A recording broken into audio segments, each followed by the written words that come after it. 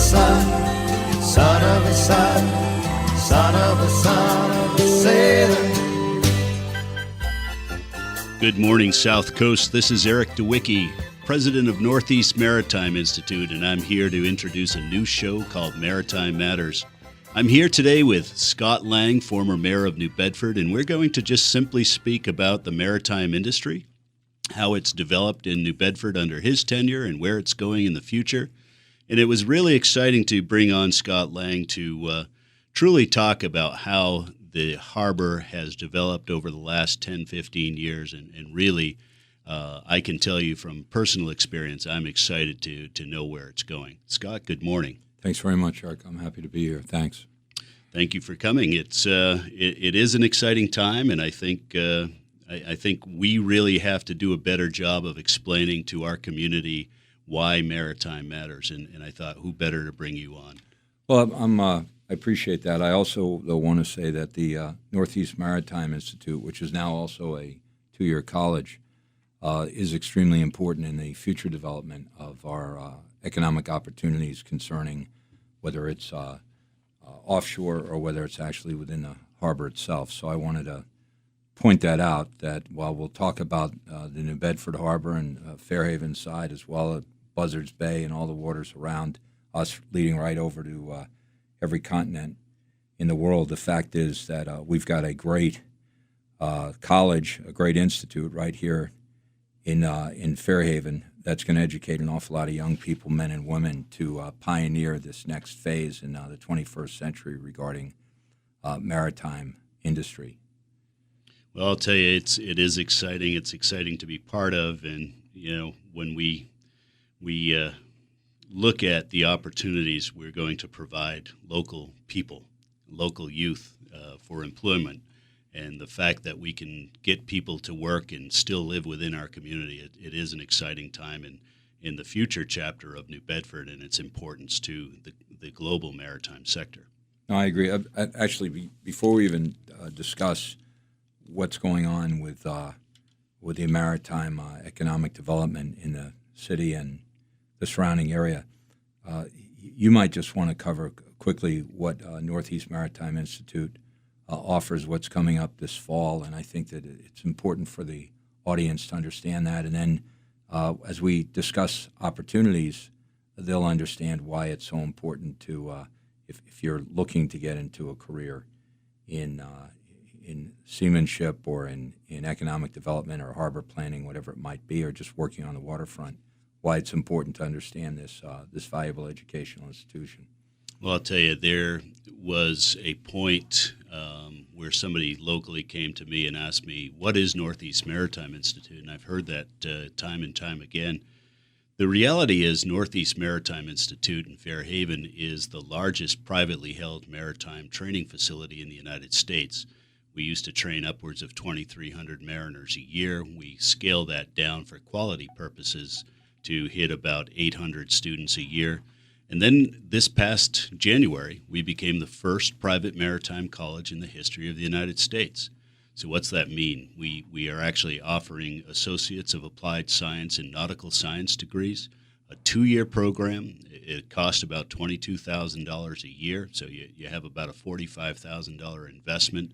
In the first year out of that educational program, you will go to work at the lowest average mean of $49,000, actually just under $50,000 a year.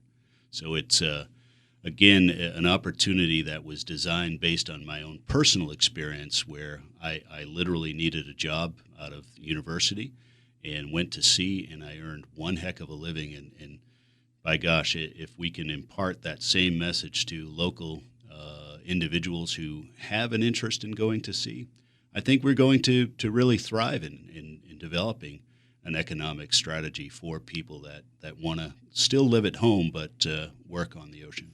I agree. I also think that New Bedford's an ocean-going city. We always have been. We're directly tied to the sea, not only by our location but by the heritage and culture and history of our city and the people who have made our city great, and they continue to do so, whether it's the fishing industry or offshore import-export cargo, or whether it's the ancillary industries that support the multifaceted of the harbor, and on either side, New Bedford side, Fairhaven side, and then as you go up and down this East Coast, we're known as one of the primary harbors in the United States. So it's a logical connection to have people living in our area who are educated, who are able to go out and provide this service, a professional service for this industry. So I think it's great. It also goes back to our history.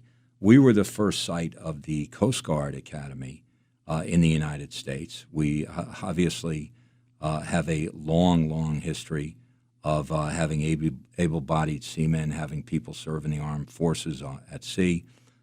We are extremely proud of that. So to have the Northeast Maritime Institute and now the college piece of that back in the New Bedford Fairhaven area, and I know you have some facilities, great facilities in Fairhaven, and that you also have a staging area in New Bedford. But I think it's the perfect complement for our historic place in marine education. So congratulations on that. I know the Department of Higher Education for the state, for our Commonwealth, is extremely excited about you providing this educational opportunity. What it does, as you said, is provide people in education, a great all-around education, but at the same time, specificity regarding the maritime industry, and then it allows them to earn really a very fair wage, support a family, and grow with the industry. It's the kind of place where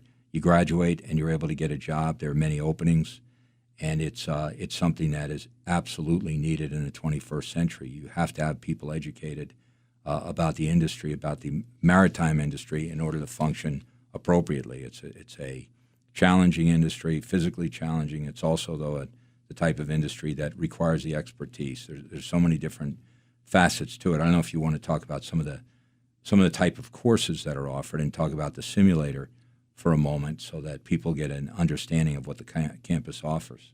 Sure. There are two paths for employment opportunities. Of course, the degree program that we just spoke about, but we also have a continuing education platform for people, especially that came from the fishing industry, who might want to transfer into the merchant marine. At a certain point, going to sea as a fisherman, is a little bit hard on the body, quite a bit hard on the body. And this is a great transfer over to an industry that is a little bit kinder physically. However, the fishermen have notoriously been some of the best merchant mariners to enter the industry since I've been at NMI, and that's about 20 years, since 1995. And literally some of the best opportunities that we've had to excite companies about Northeast Maritime graduates have been the ex-fishermen. The neat part about it is they go through all kinds of training, from basic safety training, where they're getting skills in water survival, they're getting skills in basic marine firefighting, first aid, CPR, personal safety and social responsibilities, right up to advanced techniques in navigation, including getting to participate in programs on our simulators. Now, NMI hosts arguably, the finest simulation center in the United States. It's about $6 million worth of simulators at NMI in a kind of a neat 200-year-old plus building. And our students come from all over the world to use these simulators. The nice part is about 1/3 of our students in that continuing education program are local students. So they are, in fact, making their careers, establishing their careers, coming to the school. They go to work, they go to school, they go to work, they go to school. And I have one guy, I'll tell you what, he's operating oil barges up and down the coast on tugs and barges. He's making $175,000 a year, working 6 months, 8 months a year. That is a story that I love, because he was one of my first students when I took over the school in 1995. And to see a family thrive, he's going to be able to educate his children anywhere in the country, at any school in the country, and really bring that money back home to the South Coast and really, help drive our economy. And that's the beauty of our industry.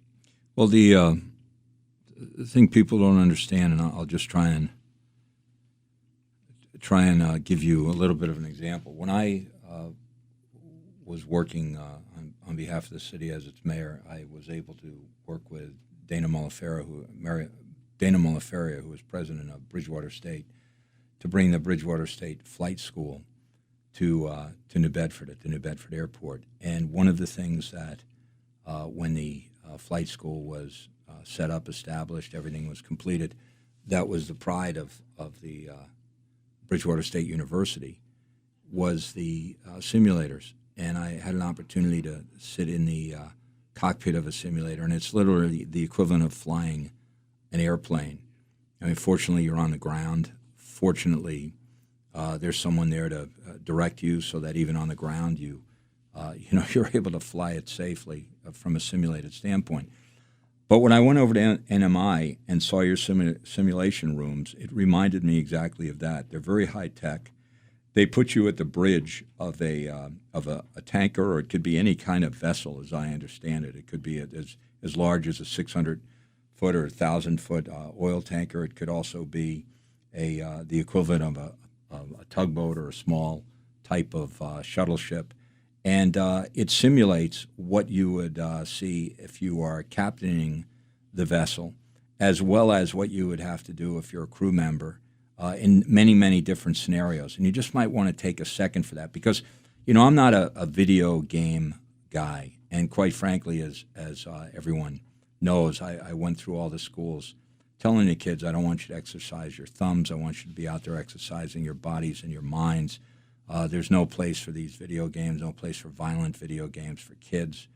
And I want you, if you're doing video games, they've got to be educational. Well, the type of simulator you're talking about is the highest tech video type of presentation that I've seen, other than the flight simulator. So just explain that so people get an idea. This is something that captures your imagination the minute you walk in to the simulation room at NMI. So on a bridge of a ship, you have literally a few people on the bridge operating the navigation systems. You have the helmsman who is steering the vessel, taking orders, having to recommunicate those orders back to the navigation officer, who is typically called the officer of the watch. The officer of the watch usually has the captain on board in tight situations up on the bridge. They are communicating, they are making decisions based on the tightness of the traffic separation scheme. You literally will have a pilot most times when you're engaged in some tight places. If you come into New Bedford, for example, you're required to have a pilot on board. So essentially, you have a dynamic of communications that exists on a vessel, that you have four people communicating at once, and the proverbial stuff hits the fan, which is why we use simulators to throw problems at students and trainees so they understand how to respond to those problems. Essentially, if you lose propulsion on one engine, if you run aground, if you tell the helmsman to turn right and he turns left, there's all kinds of different scenarios. So where you want to test the responses and the critical thinking skills of a mariner would be in this safe compartment of a bridge simulator. And I'll tell you what, we are really good at what we do. We're so good. The Mississippi River pilots from Louisiana, actually coming in from the Gulf up to Baton Rouge, they use our simulators, and they are the best pilots in the world, literally.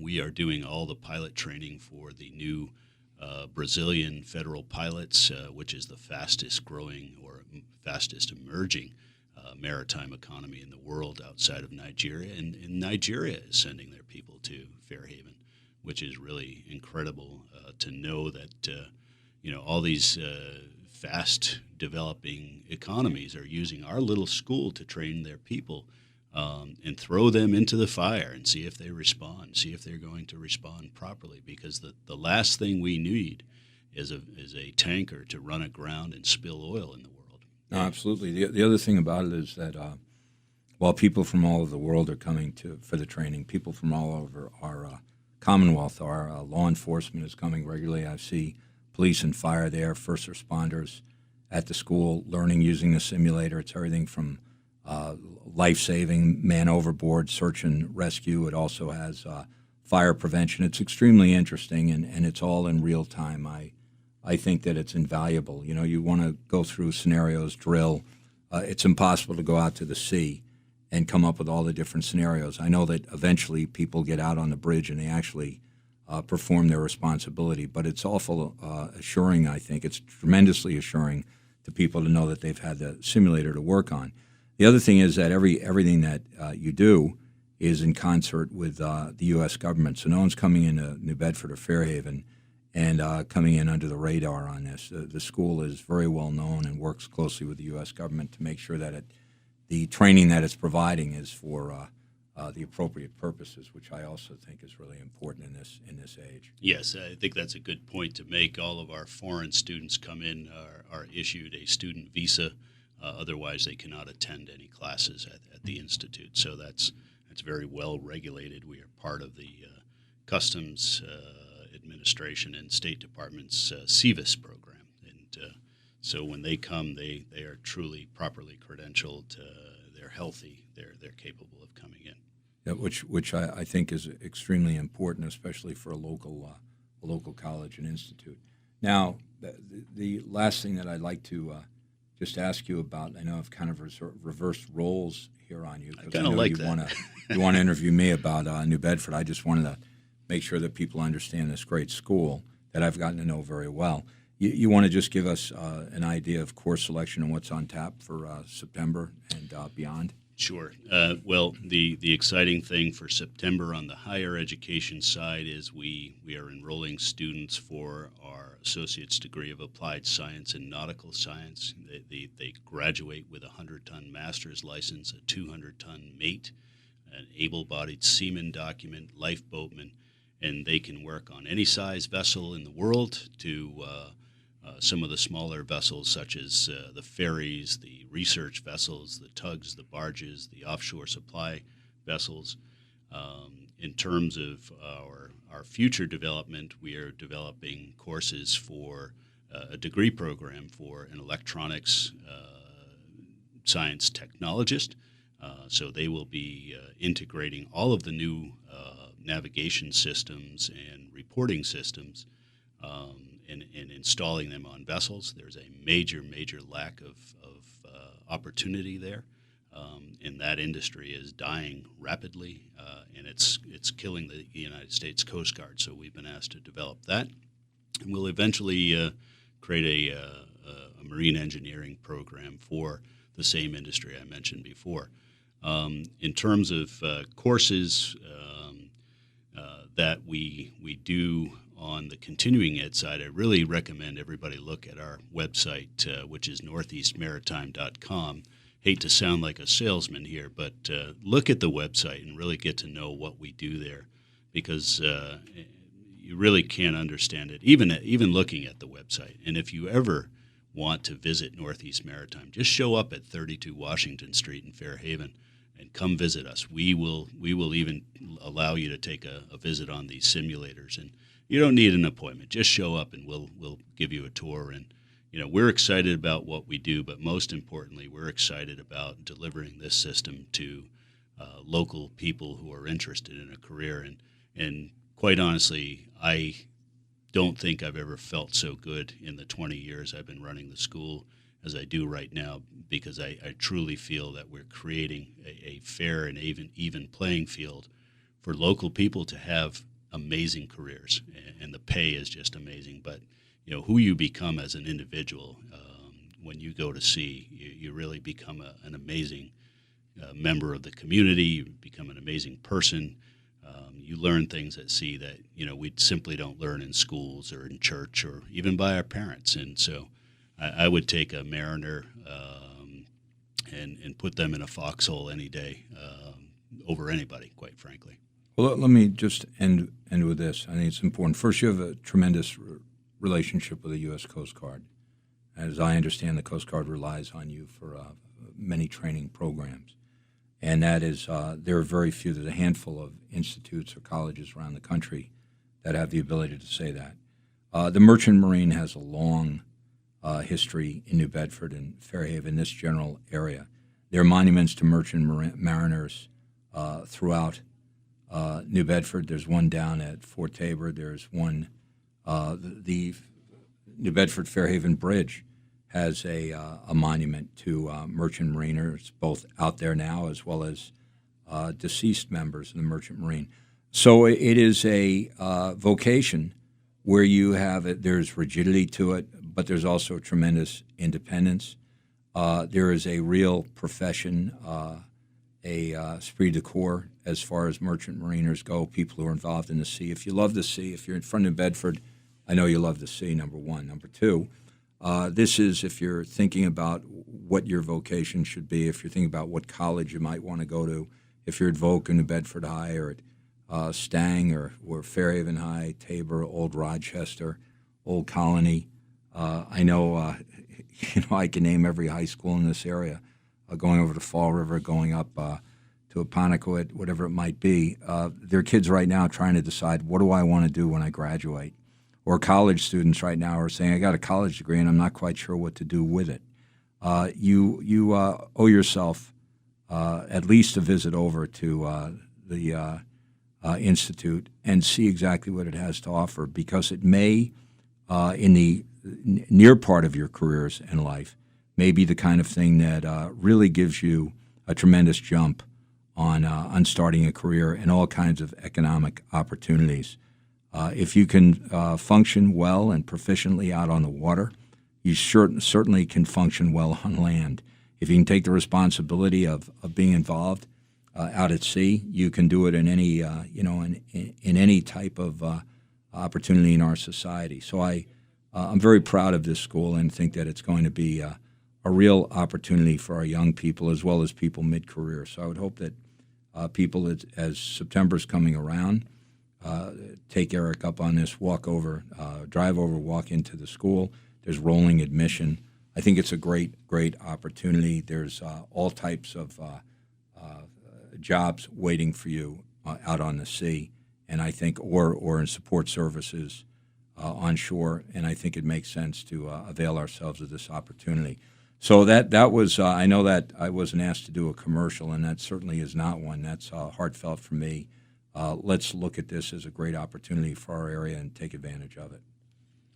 Ladies and gentlemen, this is Maritime Matters, and we're visiting with Scott Lang, former mayor of New Bedford. Good morning, South Coast. This is Eric Dawicki, president of Northeast Maritime Institute, and I'm here with Scott Lang, former mayor of New Bedford, talking about Maritime Matters. Good morning, Scott. We just ran through one heck of a session talking about Northeast Maritime Institute, but the real reason I wanted to bring you in here was to really talk about the revitalization of New Bedford, its harbor, and quite honestly, I do have to commend you as the organizational architect. We talked about really enhancing our harbor for many, many years, and you really set the pace. Could you tell us how you did that? Well, thanks again for asking me to come in, Eric. And I want to, start by saying that what I tried to do was, as you say, set a pace or capitalize, expand a vision that other mayors have had along the way. And I think that's a responsibility of each mayor to try and build on what other mayors have done. So the first thing we wanted to do was make sure that we had an extensive planning process going on and building on harbor plans that had taken place over the years. Specifically, there was a Kalis administration harbor plan that we looked at and tried to take the best out of that and then expand on it. I think notably under the Kalis administration was the fast ferry coming into New Bedford, which provided a transportation link to Martha's Vineyard. They also did an awful lot of work in dealing with and in essence, confronting the Steamship Authority about trying to get New Bedford back into the ball game regarding ferry service and cargo service, which is extremely important. It still hasn't come about on any kind of regular basis, but it is important. And I know that, we're lucky to have Representative Bill Strauss, who I've known for a very long time, personally, a very good man, good representative, who's head of transportation now. So I'm sure that Bill has his eye on the harbor, and specifically the idea of trying to get the Steamship Authority more involved with using New Bedford. Right now, steamships are serviced out of Fairhaven, which is great. We have the fast ferry out of New Bedford, where you park at the Whale's Tooth parking lot. You go over the fast ferry, it comes out of State Pier, goes to Martha's Vineyard in less, goes to Oaks Bluff and goes in less time than you certainly could drive down to Falmouth and then take the regular ferry across. It's economical. It makes an awful lot of sense, and it adds a real transportation advantage to New Bedford. You see an awful lot of cars, especially on the weekends during the summer, parked at the Whale's Tooth. All those people are hopping on the fast ferry over to the Vineyard. Now, let's talk about how the harbor, though, is a multi-faceted harbor, and how it provides a tremendous economic development opportunity at all times for our region and for our city. And then let's also talk about where it's going to go in the future. So a little bit about the past and then into the future. And the way I'll set this conversation is simply this way. The first thing we did was undertake a major harbor plan and master plan on how to use the water sheet, the water itself, how to use the land based around the water, in other words, the shoreline. Many of it had already been decided many years ago, but how to improve it, and then how to look at areas that were undeveloped before. Amazingly, we had an awful lot of areas right on the shoreline that had not been developed within the inner harbor that we saw as prime opportunities for development to bring about a multifaceted capacity harbor, and that was the key for both New Bedford and Fairhaven. How do you enhance the opportunities on the water? And that's what we attacked, and that's what we were able to get done. Well, I'll tell you, I was over at Pope's Island Marina, where we keep our brigantine Fritha, and went to visit because they were getting ready to leave for a major tall ships event in Portland, Maine, and it was about a week ahead of time. It's when the Sagres was here, and I stood on the deck of Fritha and I looked out at New Bedford Harbor, and what I witnessed was 5 tall ships were in the harbor, which, as the former co-chairman of the board of the American Sail Training Association, which really managed all the tall ships in the world, I was pretty proud of that fact. Then I looked over at South Terminal, and I saw this heavy lift vessel in there moving cargo. And then I saw Sagres in there, and I thought to myself, man, this is what New Bedford's all about, and this is what we have to promote, and this is what we have to facilitate, because at the end of the day, we really are a maritime community, and our maritime heritage is probably or arguably the strongest in this country. Certainly one of the stronger heritages globally.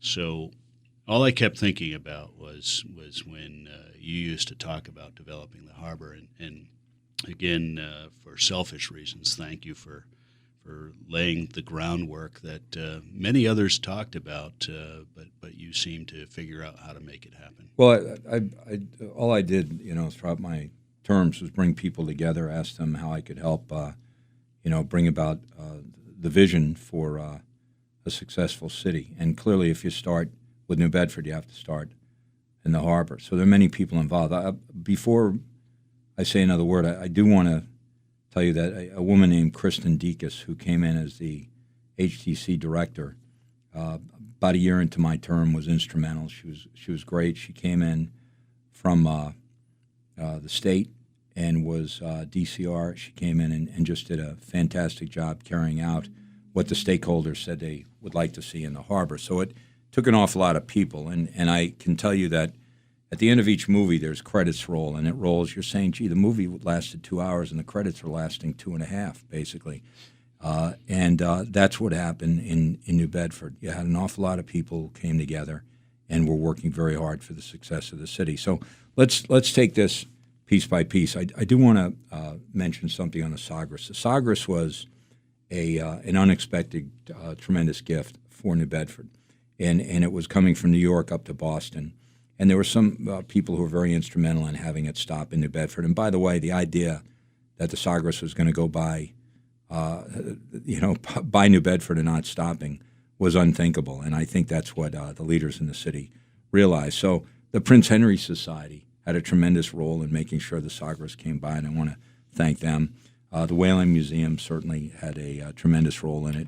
The council that we have, we're very lucky to have a Portuguese consulate, and our council was able to make sure the Portuguese government knew how important it was to bring the Sagres into New Bedford last week. And then lastly, a fellow who did some very heavy lifting was Representative Tony Cabral, who just does a really nice job representing the area. And I know he was instrumental in the Sagres. So we were very, very, very proud of that. Here's how we probably should discuss the harbor. The first thing you have to do, if you say New Bedford Harbor, you then say it's like the old Budweiser commercial. If you say New Bedford Harbor, you have to say the New Bedford fishing industry. And if you don't do that, then there's no sense in saying the New Bedford Harbor, because the fishing industry is the backbone, the skeleton of the harbor as a body politic. The fishing industry provides over $1 billion spin of economic benefit to our city.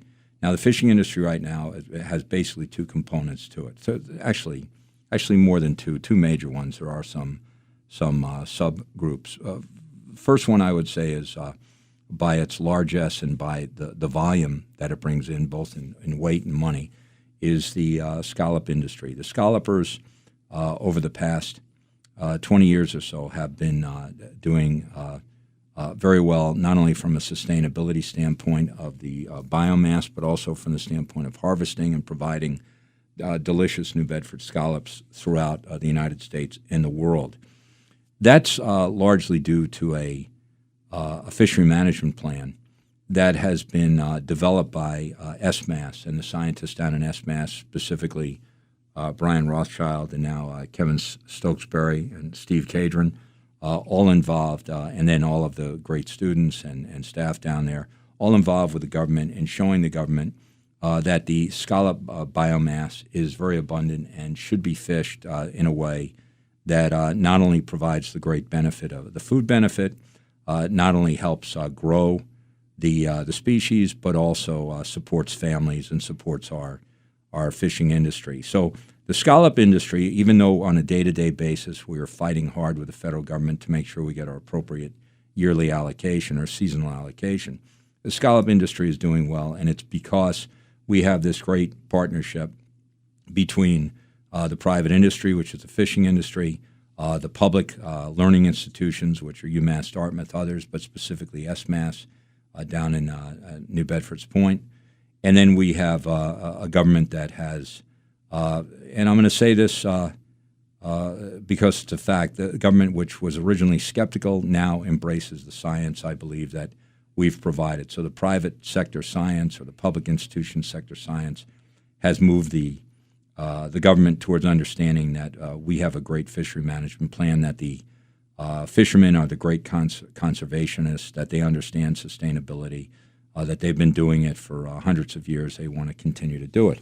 Now, the other piece of our fishing industry is, when we're talking about vessels, is our ground fish industry, which has been shamefully decimated by the federal government and its overregulation, which is not supported by good science from the federal government. We have, again, a team down at SMAS that's working hard, and other scientists around the country working hard to help the government change the fishery management plan so that it adheres to Magnuson-Stevens Act, so that it has a balance between sustaining fisheries as well as sustaining fishing ports and families. If New Bedford didn't have a scallop fleet, New Bedford would literally have a very, very small fishing fleet right now, because the government has made it nearly impossible to harvest the great fresh seafood that the ground fish represents, and or to make a living. So Our scallop fleet's doing great. Our groundfish fleet is suffering terribly. The people involved in the groundfish fleet have really had a very difficult time with regulations that are not supported by accurate science, real-time science, and literally are fueled by a bureaucratic agenda by the federal government. So that is a problem. That's something that we're working on all the time. The Center for Sustainable Fisheries, which is an organization headed by Dr. Rothschild, who we want to say hello to on the air right now and wish him well.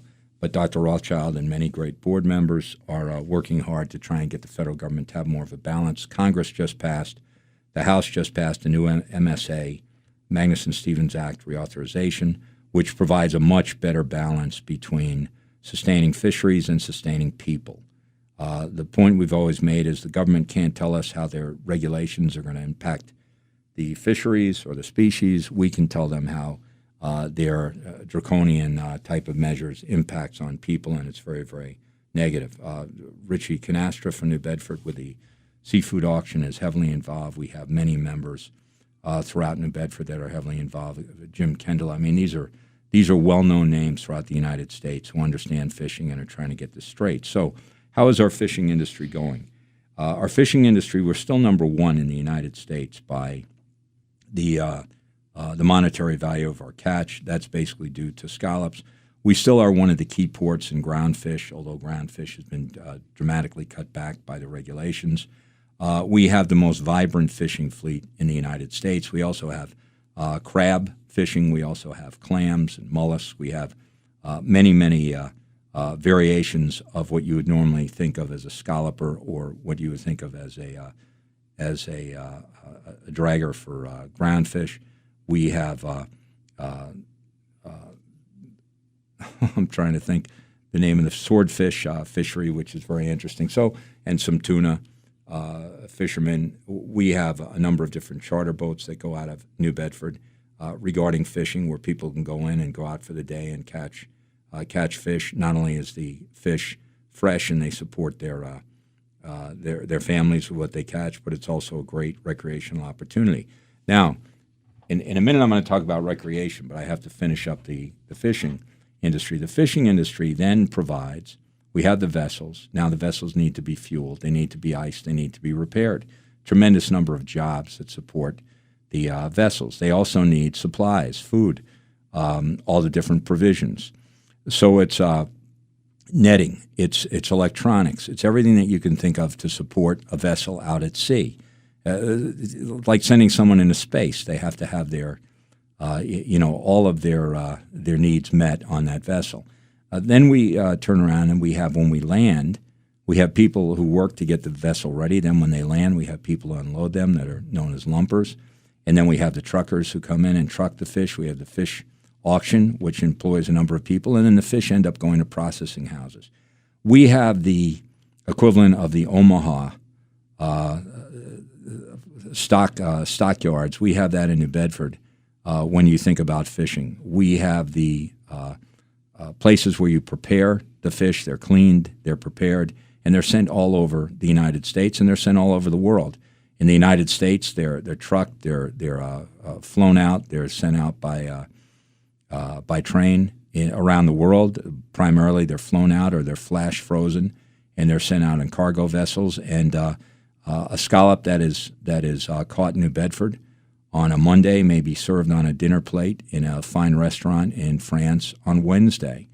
And it's very, very interesting. We have the capacity to prepare the food stock of fisheries like no one else in the world. So that provides a tremendous number of jobs and that economic spin that I spoke about. So when you say New Bedford's harbor, you got to say fishing. And once we've covered that, then we can begin to talk about other uses of New Bedford Harbor. That's the way I approached it. Do absolute no harm to the fishing industry. Make sure the fishing industry is completely supported. Make sure that the fishing industry gets the respect and the due that it deserves. Make sure that the families are honored. The people who work in the fishing industry provide a great service. They've also made our city great, and they also do an extremely dangerous job. So we approached everything from the standpoint of how do we complement the fishing industry and still develop the Port of New Bedford. And then that was the next mission we had. So what do we use this water sheet for? How do we provide jobs, recreational opportunities, and how do we put ourselves in a place where we can take advantage of economic opportunity going forward? Well, it's exciting that you just spoke about that because, growing up here in Fairhaven, many of my neighbors were fishermen. My family owned an Eastern rig, scalloper, and I've got to tell you, the reality is when you look at our harbor and you see all of those fishing vessels, one of the things that I take the most pride in is way back in the 80s, 90s, those vessels didn't look so hot. The reality is the industry is bouncing back, starting with the scallop industry. Those vessels are beautiful. They're well maintained. They're a lot safer than they used to be. And there's really hope, even looking at it from the regulatory standpoint. National Marine Fisheries will have to adapt. I'm glad to hear there's been a reauthorization of the Magnuson-Stevens Act, at least at the congressional level. I think the realities are the ground fishing industry will rebound eventually. Fish stocks will grow as a result of the moratoriums that were placed on them. And I think, there's some exciting times for our community just at the fishing vessel level. And I shouldn't frame it as because it is the backbone of our community. And it is exciting to see it rebounding. As slow as it may have been, it clearly is rebounding. We'll see the ground fish come back strong when the government understands that you have to balance the sustainability of the species with the sustainability of the ground fish fleet. Otherwise, we won't be catching ground fish. Every other foreign nation willing to be shipping it into the United States, which is not what we want to do. We don't want to outsource fishing jobs from our ports, and specifically the Port of New Bedford, so someone else will catch the fish and ship it to us. That makes no sense. So let's now go though. I understand we're going to take a break, and then let's go and start talking about the rest of the water sheet. Well, again, and this is Eric Dawicki with Scott Lang on Maritime Matters. Good morning, South Coast. We're back here with Scott Lang. This is Eric Dawicki, president of Northeast Maritime Institute, talking about Maritime Matters, a new show here on WBSM that will be playing Sunday mornings at 10 a.m. Scott, thanks for coming here, and what a great show it's been so far. We talked about, the blessings we've been receiving at Northeast Maritime Institute, but the blessings of the fishing industry and how it is evolving, both technologically and economically. Tell me a little bit about, how the administrations of the past, your administration, and the future administrations really need to look at the harbor as a whole. Well, we have, from an undeveloped standpoint in the harbor, we have a tremendous capacity for import-export cargo. And one of the reasons that I championed the South Terminal was not, quite frankly, for offshore wind. It was as a multi-purpose terminal in order to take some undeveloped land, by the way. This was beach dune, turn it into a heavy lift cargo terminal so that we would be able to do basically a number of different modalities of import-export cargo. So it would be import-export cargo, heavy lift. We could do containers as well as break bulk cargo, which is what the port has been known for since the 1920s. We've got a great International Longshoremen's Union, 1413, 1465 in New Bedford, and it is absolutely has a great reputation around the country. We want to take advantage of that labor force, but the state pier does not have the facilities in order to handle all types of cargo, and then getting through the New Bedford-Fairhaven Bridge, which needs to be replaced. It should be a Bascule Bridge, by the way. I think it should provide the most economic opportunity for our area, and that's something the state's doing now, and the Mitchell administration is pushing real hard on that, and I think that's great.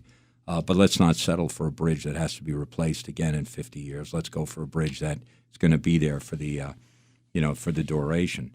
But the point is simply this: you need to maximize import-export cargo. Every time a cargo ship comes to New Bedford, it's worth about $250,000 in economic spin. So by going into the South Terminal, building a facility, and that needs to be connected by rail, by the way, that hasn't been done yet. It may need some storage sheds down there, and it also definitely needs some shore cranes. So the idea that we put the terminal in and haven't finished it is something that the state needs to step up to the plate to. The other thing is, Eric, that quite frankly, the economic numbers on this pier should be looked at from the Seaport Council, the Commonwealth Seaport Council, not the energy agency, because offshore wind, if in fact it becomes relevant, is going to be only a small part of this particular pier. So you do short sea shipping, you do roll-on, roll-off cargo. You're able to connect to a rail line. You put people to work loading and unloading vessels. You adhere to Chapter 91, which is a working waterfront and a designated port area, which means you take advantage of your tremendous opportunity of being connected to the rest of the world by water. In addition, aside for your cargo operations, you also want to try and maximize your other shipping, short shipping from here to the islands. In other words, Martha's Vineyard, Nantucket, out to Cuttyhunk. You want the barge traffic. You want the tug traffic. You want to move yourself through the Cape Cod Canal up to Boston. So you use this water sheet to provide economic opportunity, to provide heavy economic opportunity that most ports don't have the ability to provide. Some ports have very small economic type of heavy industrial capacity. We have tremendous capacity between Fairhaven and New Bedford. We're one of the number one seaports on the East Coast. The other thing you want to do is that short sea shipping is down to Jacksonville. You move Florida down to the near shore, east, the north part of Florida. You're moving basically heavy barges up the East Coast and unload them in New Bedford, get them on trains, get them on trucks, move it through. The next thing you want to do when it comes to roll-on, roll-off is it's basically trucks, that have been transported, get around the 95 corridor, that interstate corridor, have it moved by water, and then rail and truck right up through our highway network. So great opportunities. The other opportunity is recreation, and we've done an awful lot of it. And you mentioned the great marina we have on Pope's Island. But the fact is, we've put in an awful lot of moorings. We've done mooring fields. We've done everything we possibly can to make New Bedford a great place for a recreational boat to come in, not only for a visit, but also to sail in and out of. So whether it's outboards, whether it's inboards, whether it happens to be sail, we want to put people on the water. We want them compatible with the fishing industry, compatible with the import-export industry, and make sure that we take advantage of that. And then as a staging area, if there is offshore wind, as a staging area, if there's alternative energy opportunities, if there's heavy lifts, if it's national security, by having a harbor that is completely integrated, by having a harbor that's protected by the hurricane dike, we can do tremendous things in developing economic power in New Bedford. That means jobs, that means tax base, that means a tremendous lifestyle for the people in our area. That goes back to NMI and the training that people will get at the Institute and college. And then the last thing I think you want to know is from a recreational standpoint, you get down to the harbor. We've got some restaurants on the harbor now. You've got the harbor walk on top of the dike. You understand that you actually live in a vibrant seacoast town. And it's something I think that when people see the harbor, it should be inspirational. They should realize that the water that laps at our harbor and our shore laps at China. Our harbor laps at Russia. Our China laps at our harbor and the water laps at every continent in the world. So it connects us, and it's a tremendous, tremendous attribute, and something that when you think New Bedford, you think New Bedford Harbor. And then you go from the fishing fleet, import-export cargo, recreational opportunities, shipping, heavy industrial use. It's a great advantage that we have. Former Mayor Scott Lang of New Bedford, I'll tell you what, I've watched this guy and his passions about the waterfront. He really was a tremendous asset to our community, and I can tell you he still is behind the scenes, and we really appreciate you being here, Scott. Well, thanks very much. I appreciate that, Eric, and I appreciate being asked to come on. So Maritime Matters, a show that is now on WBSM. And next week on Maritime Matters, we have Mike Dyer from the Whaling Museum. So please tune in on Sunday at 10 a.m., 1420 WBSM.